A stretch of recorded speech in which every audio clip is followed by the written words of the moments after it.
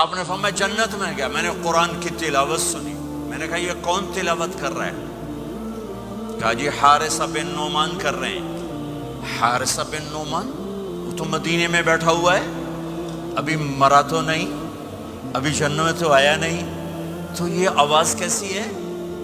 آپ 8-10 ہزار کا مجمع ہے، کتنا ساؤنڈ سسٹم لگا ہوا ہے، اور 500 کلومیٹر کے بعد ہوا کوئی نہیں ہے، تو ساؤنڈ سفر ہی نہیں کر سکتی، آواز سفر ہی نہیں کر سکتی۔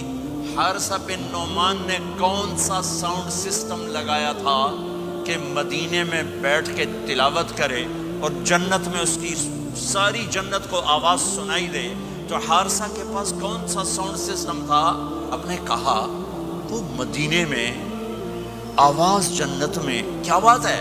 کہ یا رسول اللہ ماں کو اتنا خوش کیا ہے خدمت کر کے کہ جب قرآن پڑھتے ہیں اللہ ساری جنت کو قرآن سناتے۔ وہ ماں جو آج ذلیل ہو رہی ہے، وہ ماں جس کو پوچھنے والا کوئی نہیں، نہ کینیڈا میں، نہ پاکستان میں، نہ انڈیا میں، نہ بنگلہ دیش میں، کوئی خوش نصیب ماں ہے جس کی اولاد اسے پوچھتی ہے، ورنہ مال کی دوڑ نے پاگل کر دیا، اندھا کر دیا۔